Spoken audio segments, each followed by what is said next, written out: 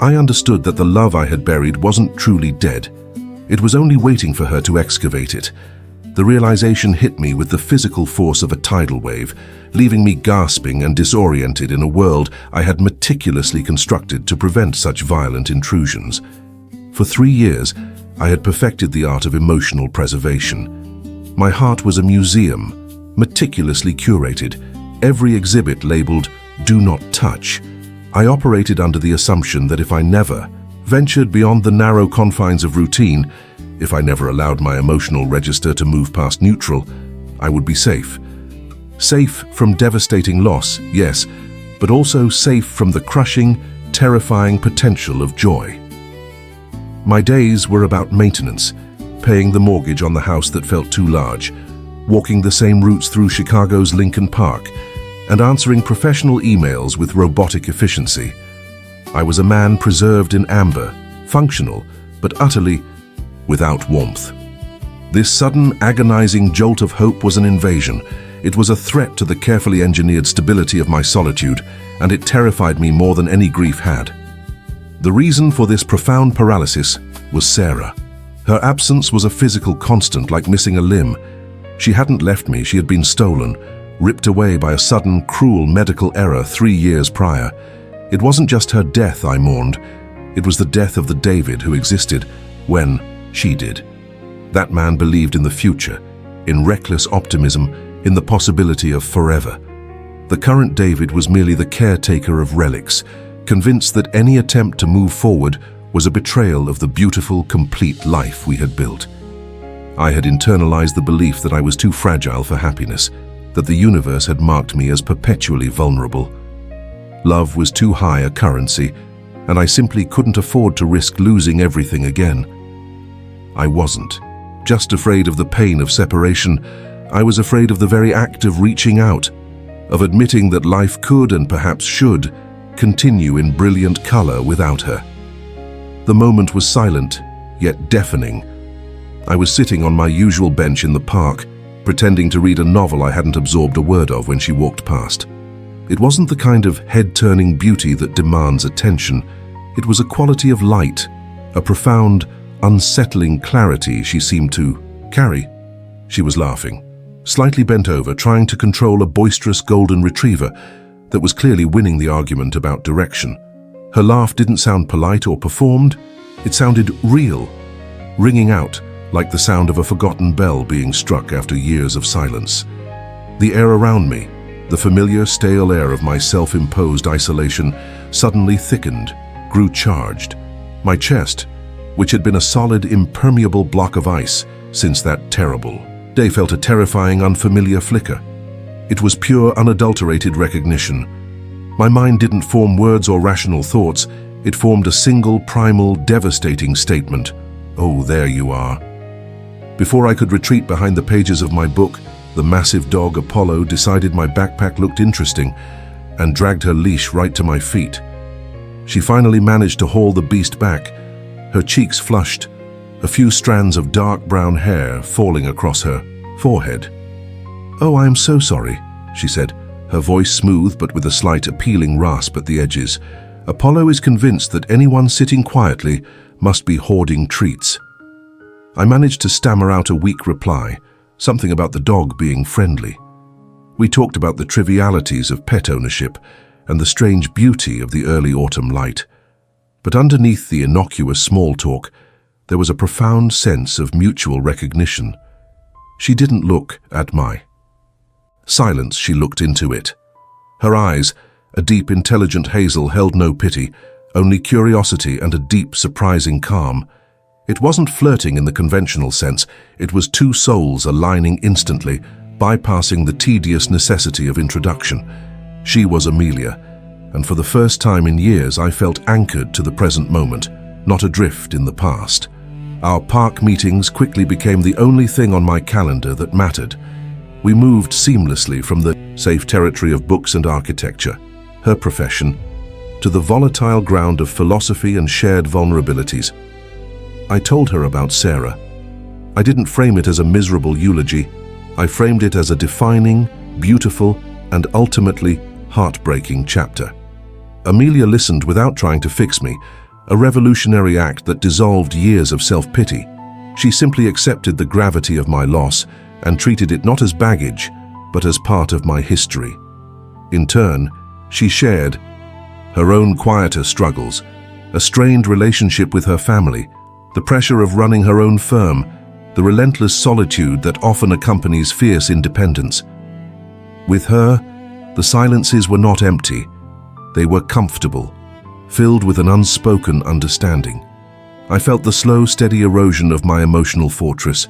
I started remembering jokes. I started feeling anticipation, that breathless, almost childish thrill that precedes a genuine connection.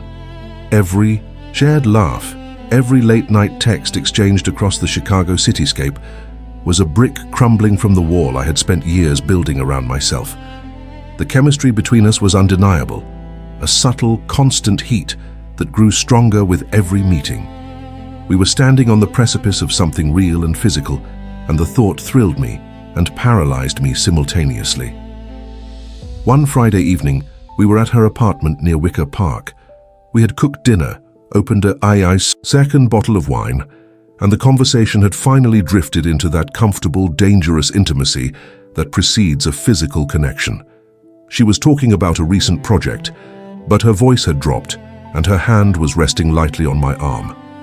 She paused, looked up at me, and I saw the acknowledgement of everything we had been building in her eyes. She moved toward me, the unspoken question hanging perfectly in the air. That's when the ice slammed back into my veins. Her sharp, clear image of Sarah flashed, not a loving memory, but a stern, judging specter standing between us. "You can't do this. This is where you fail." The panic was instantaneous and total. I recoiled abruptly, the adrenaline flooding my system, my mind racing for an exit strategy. I stammered the first nonsensical excuse I could find: work emergency, sudden headache, traffic, anything but the truth. I saw the confusion morph into a deep, painful hurt in Amelia's eyes, and I hated myself. I had sabotaged the purest thing I'd touched in years, driven by a selfish, paralyzing guilt that insisted my future happiness was a betrayal of my past love. I fled, leaving her standing alone in her beautiful, warm apartment. She didn't chase me, but the next day she called. Her voice was calm, controlled, radiating disappointment rather than anger. "Tell me the truth, David," she stated, cutting straight through my planned obfuscations. "Not the distraction, not the excuse. I can handle the reason, however difficult it is, but I can't handle the evasion." Her demand for honesty was the anchor I needed. I drove back to her place, feeling the weight of my emotional cowardice. I sat across from her and finally truly confessed the ghost I was dating, Sarah's memory. I explained that I didn't just miss my wife. I was married to the idea of perpetual fidelity to sorrow. My fear wasn't that I didn't love Amelia. My fear was that loving her meant admitting that life continued, that happiness was still possible outside of the life Sarah and I shared, and that felt like the ultimate act of betrayal. As I spoke the words aloud, the dam broke. I cried for the first time since the night Sarah died, a ragged, ugly sound of long-suppressed grief and self-loathing. Amelia didn't move toward me or try to hug me immediately. She simply let me fall apart. When the shaking subsided, she slid into the chair, beside me, and quietly took my hand, her touch grounding and real. "David," she said, her voice weighted with tenderness and immense maturity, "I am not asking you to forget her or to replace her. That life, that love, is sacred. But you are allowing a beautiful past to murder your present and your future. I am asking you to let me love the man she helped create, the man she would absolutely want to see happy. Your love for her doesn't diminish if you choose joy now. It expands. It becomes a foundation, not a tombstone." She looked straight into my soul, demanding accountability. "I choose you, David. Whole, broken, grieving, and terrified. But I need you to choose us." That night, sitting in the quiet calm of her living room, I made a conscious, terrifying decision. I chose the risk of future pain over the certainty of current emptiness. I chose to step out of the amber and into the light. It wasn't a fairy tale ending where grief evaporated. It was a partnership where grief found a quiet, respected place at the table, no longer dominating the conversation. Amelia became the unshakable anchor to my present, teaching me, patiently, that remembrance and joy are not mutually exclusive. I learned that my love for Sarah was a foundation upon which new life could be built, not a prison wall keeping me captive. Amelia didn't just enter my life. She didn't try to fix me or change me. She simply showed me that the walls I built to keep the pain out were incredibly effective at keeping the good out too. She taught me that life wasn't about surviving loss, but about building new, vibrant beauty on sacred ground. She didn't change my life. She taught me how to truly, fiercely live it again. The night I chose to step out of the amber and into the light with Amelia wasn't marked by fireworks or grand gestures. It was marked by a quiet, profound sense of safety I hadn't realized I was starving for. She didn't press me for assurances or promises of eternal happiness. She simply held my hand as we sat on the floor of her apartment in Boston, the city lights painting muted streaks across the ceiling. For the first time since Sarah died, the silence wasn't deafeningly empty. It was full of the promise of us. The first connection, now that the emotional battlefield had cleared, felt like discovering a secret language. We talked for hours that blurred into days, but the true communion happened in the gaps, in the shared silence that required no filling. I realized that my years of grief had taught me to read every micro-expression, every shift in tone, searching for judgment or pity. With Amelia, I found neither. She was an open book, but more importantly, she was a fearless listener. I could tell her something shameful, something mundane, something deeply sacred, and her reaction was always the same, a steady, accepting gaze that said, "I see you, David, and you are welcome here." I remember one afternoon we were driving along the Charles River, heading back from a gallery in Cambridge. I was mid-sentence about a terrible joke Sarah and I shared about bad modern art, and I stopped myself, a cold dread washing over me. It was a familiar reflex.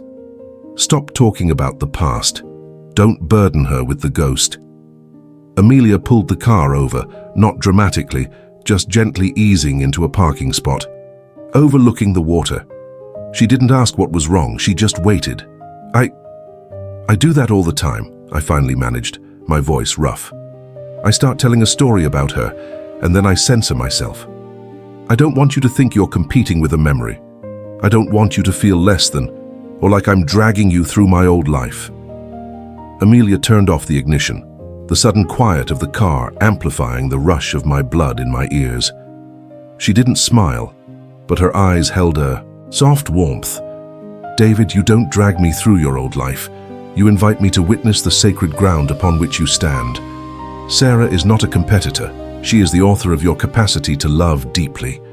To pretend she didn't exist, to box up those memories, would be to fundamentally reject the man I am falling in love with, the man who tells terrible jokes about modern art." That was the crucial pivot. She wasn't just accepting my past, she was demanding access to it. She made me realize that by censoring my memories, I wasn't protecting her. I was keeping her at arm's length, refusing the intimacy that required total honesty. From then on, the walls began to crumble faster. The deepening of our connection was swift and terrifyingly beautiful. We moved beyond surface-level history into the dark corners of personal failings and fears. I confessed my most profound fear, that I would eventually forget the sound of Sarah's laugh, or the precise way her hand fit into mine. It was a confession delivered with tears and a shaking voice, a secret I hadn't even whispered to my therapist. Amelia didn't try to comfort me with platitudes. Instead, she shared her own shadows. She told me about the crushing pressure she felt as a young architect, constantly battling the pervasive self-doubt that haunted her late nights. She spoke about a previous relationship where she had given too much of herself, only to be left feeling hollowed out and invisible. "I was so afraid of being alone again that I built my life around keeping people happy, David," she admitted, running a nervous hand through her dark hair. "It took me years to realize that the risk of being truly seen, even if it meant being rejected, was infinitely better than the suffocating safety of being perpetually misunderstood.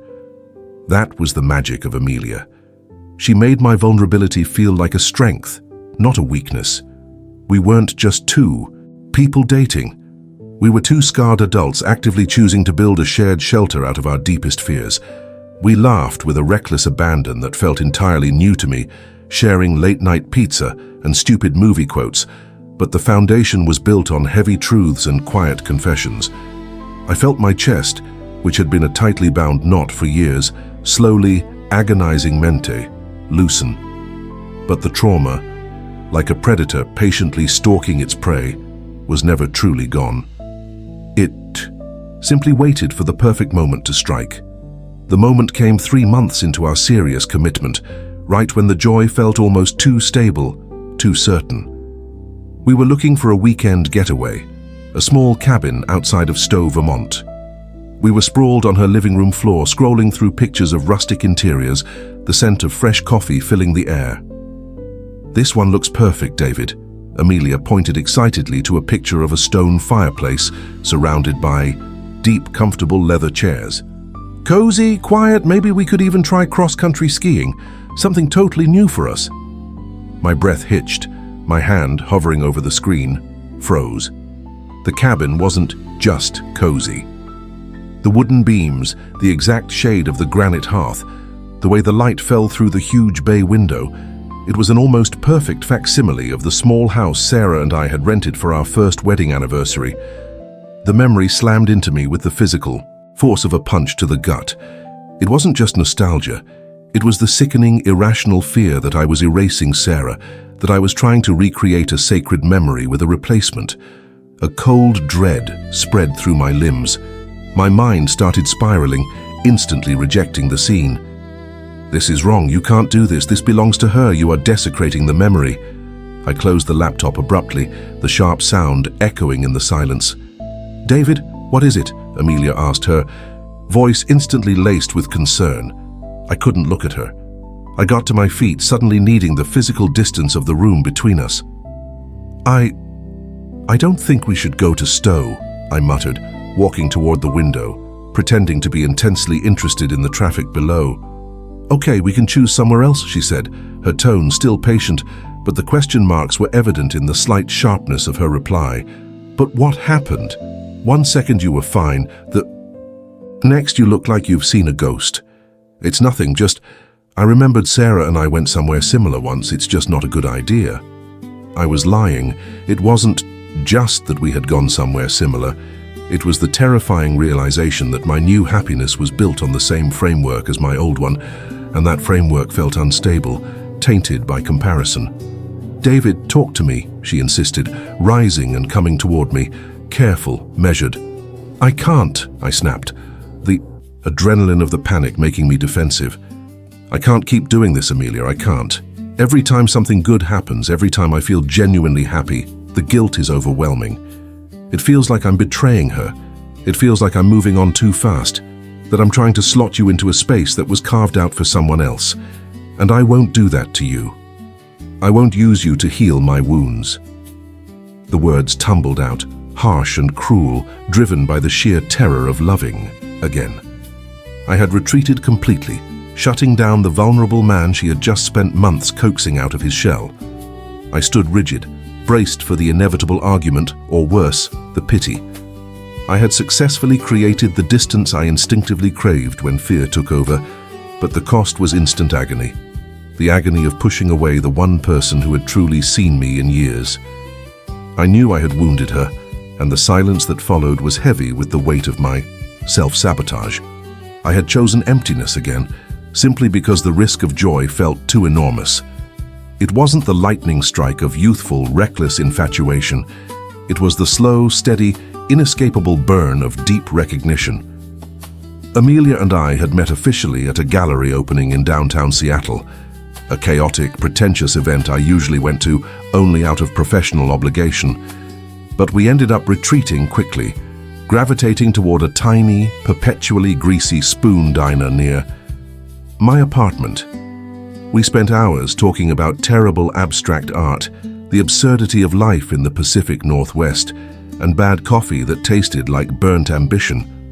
What struck me immediately wasn't just her intelligence or her striking presence, which were undeniable, but the almost alarming way she listened.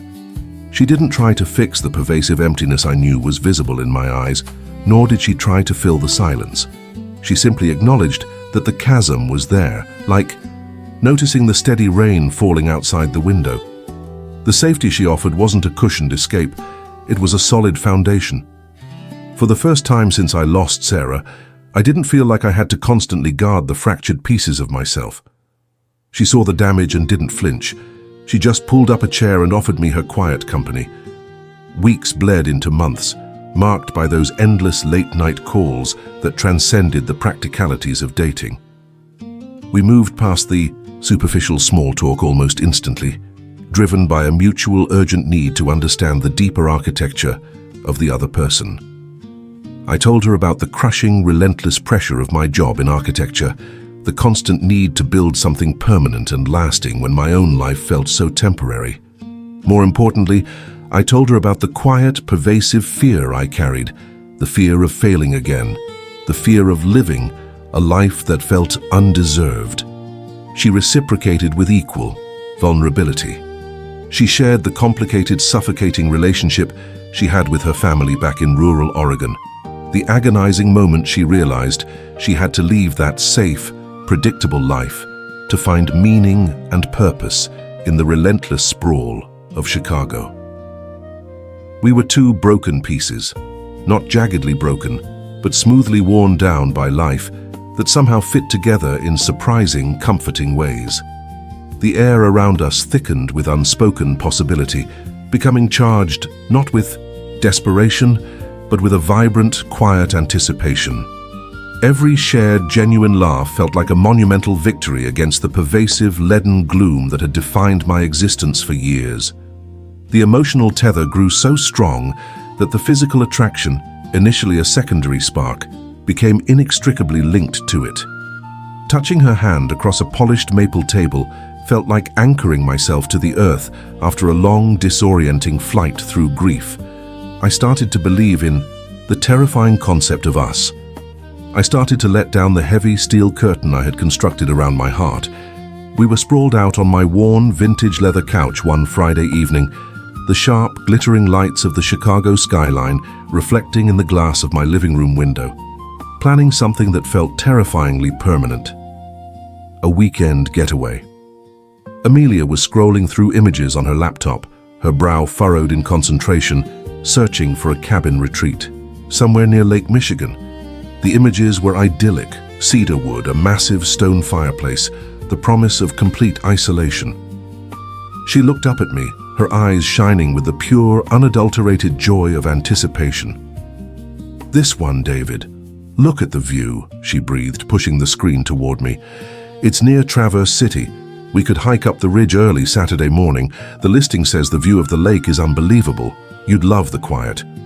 The words hung in the air, sweet and heavy, but as I focused on the photo, the specific angle of the cedar walls, the worn path leading up to that exact ridge, the blood froze in my veins.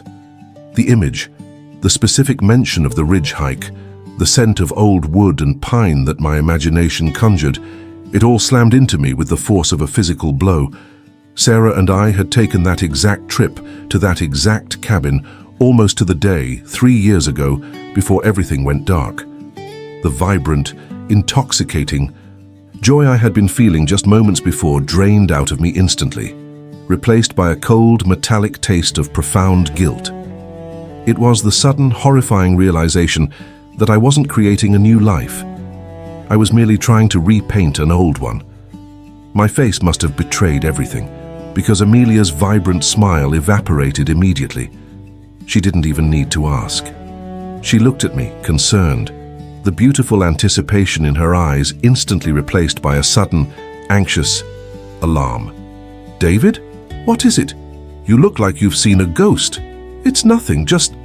I remembered Sarah and I went somewhere similar once. It's just not a good idea." I was lying. It wasn't just that we had gone somewhere similar. It was the terrifying realization that my new happiness was built on the same framework as my old one, and that framework felt unstable, tainted by comparison. "David, talk to me," she insisted, rising and coming toward me, careful, measured.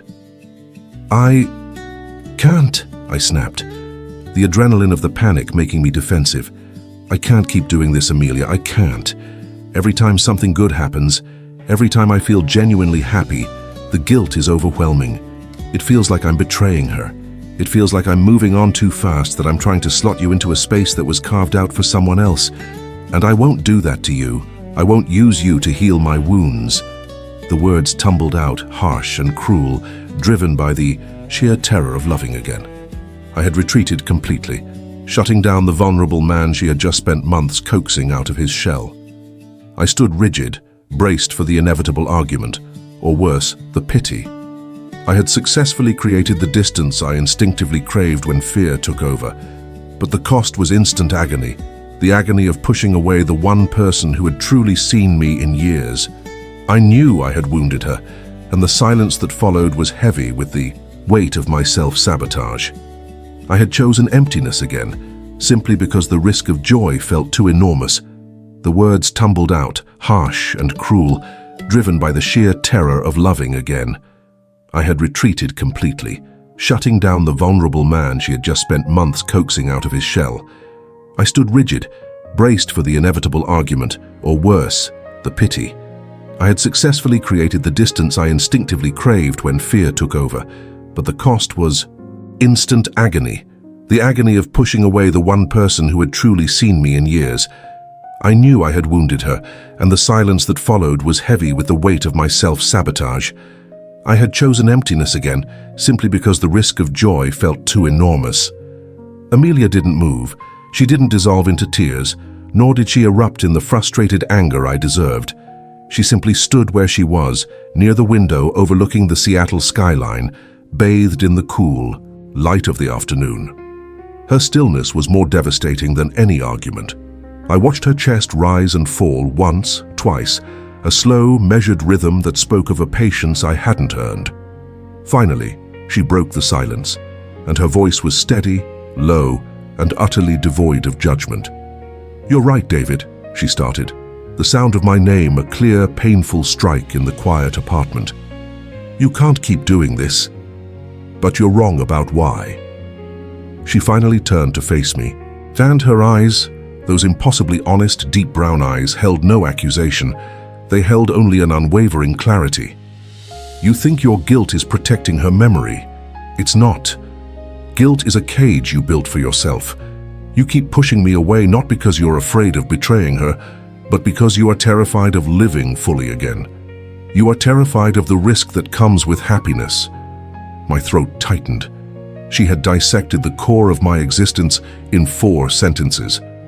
"I never asked you to replace Sarah, David," she continued, taking a slow, deliberate step towards me.